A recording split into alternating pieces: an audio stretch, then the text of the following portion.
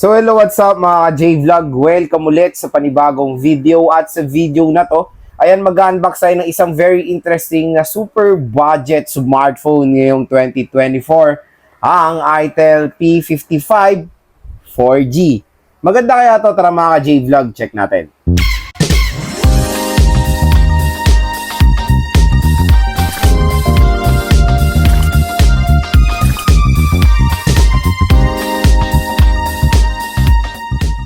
Shoutout po sa mga nakanood ng unboxing natin ng Itel P55 5G. So pagpasensya nyo ng mga J-Vlog, wala pa yung full review and yung game test, pero very soon ma-upload na rin natin yung game test and review ng Itel P55 5G kasi maraming nag-aabang yan. Pero ayan, may lumabas ulit si Itel ng P55 version pero 4G naman to mga J-Vlog. So ito po yung Itel P55 4G. So, nagulat din ako na tinignan ko nga sa official store ni Itel. May 4G na pala ng Itel P55 at ito yung unbox natin for today's video. And ang maganda naman dito, mas lamang si P55 4G when it comes sa RAM. Dahil sa RAM naman mga J-Vlog, meron po siyang 8GB of RAM na po ito. Tapos si Itel P55 5G is 6GB of RAM.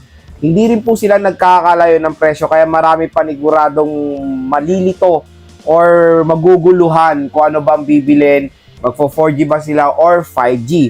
So, ang SRP ng Itel P55 is 5,999 pesos or almost 6,000 pesos lang siya. So, biruin yun mga ka-J-Vlog, sa halagang below 6,000 pesos, naka 8GB, 128GB na po itong smartphone na to. So, very sulit siya. At ang maganda dito, punch hole display na si P55 4G dahil si 5G po ay naka-notch display. So medyo naman, so marami naman pinagkaiba si 4G at si 5G.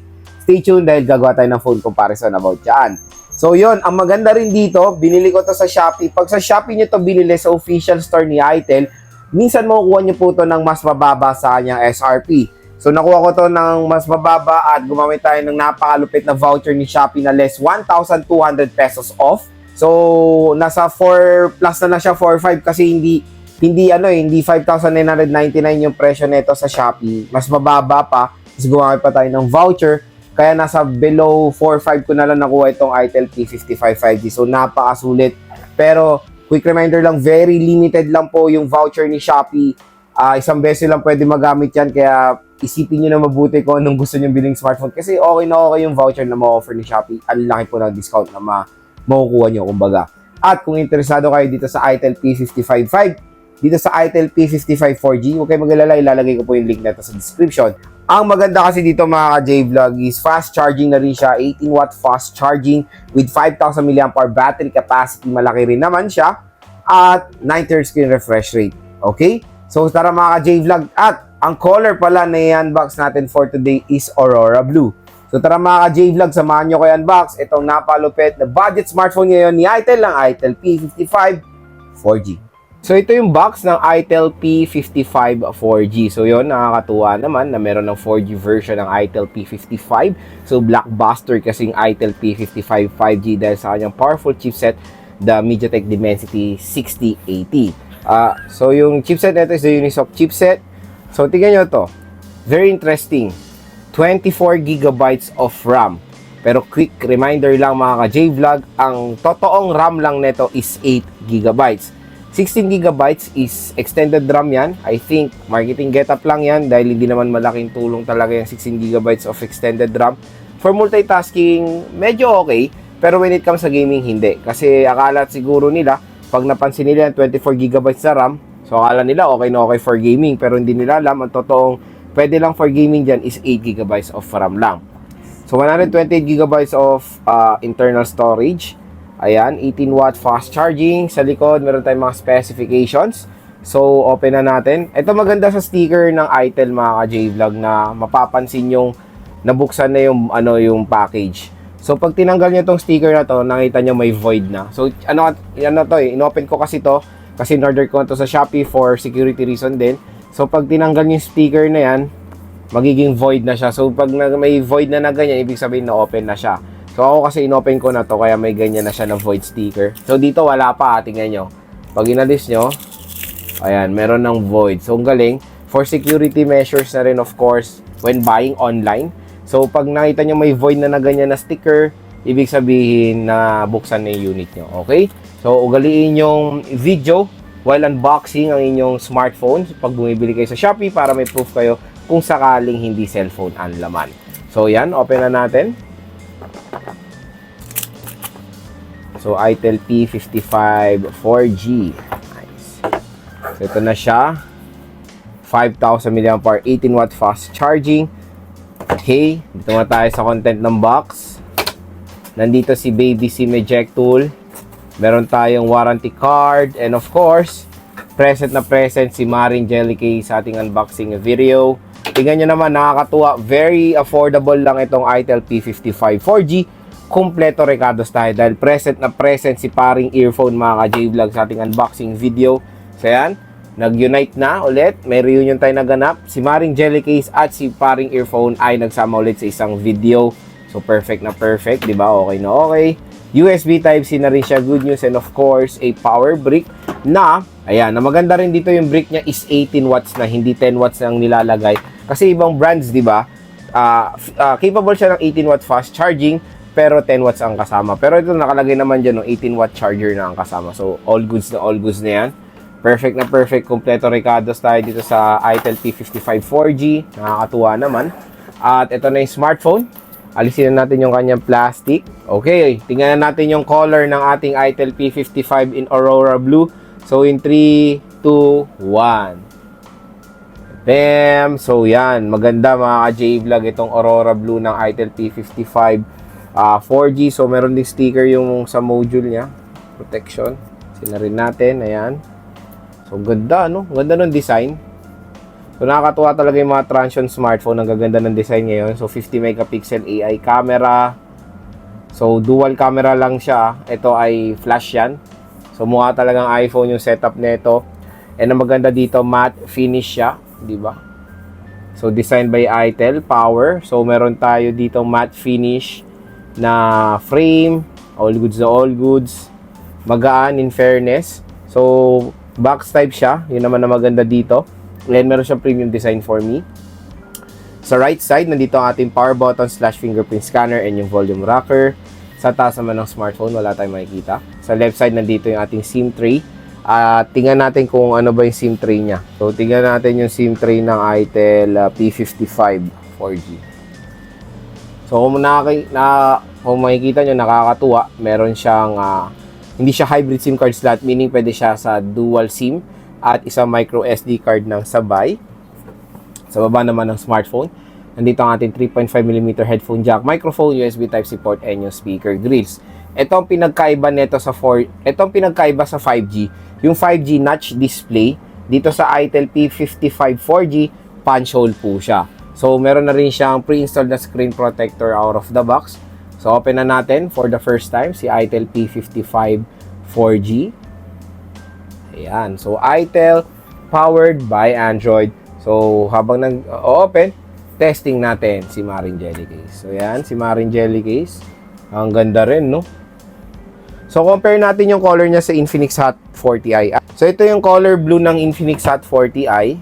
Ayan siya. So, magkakamukha lang naman yung Transsion, eh. So, isang company lang naman to. So, tingnan nyo yung camera module, same rin ng design. Color, ito yung sa Hot 40i. Hindi rin naman sila gano'n nagkakalayo. Both ay maganda ang design nila, mga J-Vlog. So, yan. Nag-open na. Setup muna natin ito. So, ayan na mga ka-J-Vlog. Nag-open na si ITEL P55 4G. So, yan. Ang titingnan natin, of course, yung kanyang storage dahil 120GB. So, ayan, ITEL P55 Unisoc Tiger T606. So, 18GB of RAM. Okay. So, tingnan natin yung storage niya.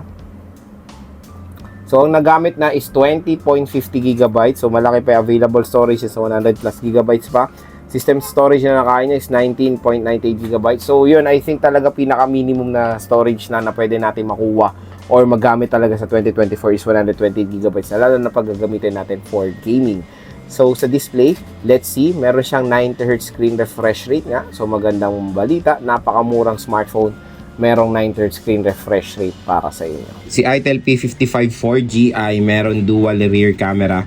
Yung main camera niya is merong 50 megapixels at yung front camera naman is merong 8 megapixels at capable both rear and front ng Full HD 1080p video recording.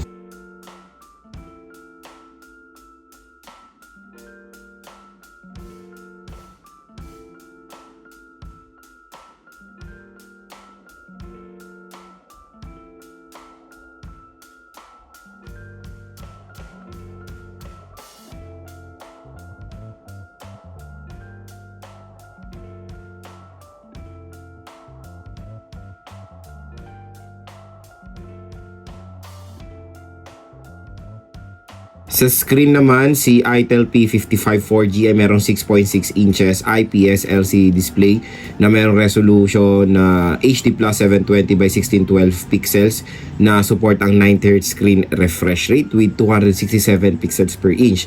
So as naman out of the box, sa Android 13 siya with Itel OS 13. Sa chipset, meron siya Unisoc Tiger T606, meron siya octa-core CPU na merong clock speed na up to 1.6 GHz, and sa GPU nakamali G57 siya. Meron siyang 8GB of RAM and 128GB of internal storage. At pagdating sa battery, meron tayong 5,000 mAh non-removable battery na support ang 18W fast charging. So yan mga ka-J-Vlog, next naman gusto ko i-share sa inyo yung first impressions ko dito sa Itel P55 4G. So quick reminder lang, nagagawa rin ako ng full review dito sa smartphone na to. Syempre gagamitin muna natin siya ng mga ilang araw. I-share ko sa inyo yung experience ko while using the Itel P55 4G, and of course the game test, stay tuned lang. So yun, first impressions muna, number one sa display na itong smartphone na to. So yun nga, maganda yung display niya dahil punch hole display na siya at malaki rin, 6.6 inches. At mas okay yung display ng Itel P55 4G dahil ano na siya, punch hole display. And na maganda rin dito, support niyang 9/3 screen refresh rate for smoother animation. So ganyan naman talaga si Itel when it comes sa ganitong mga smartphones ngayon na budget, ay all goods na yung mga display nila kumbaga. Pero quick reminder lang, standard lang na HD Plus 720p ang resolution niya.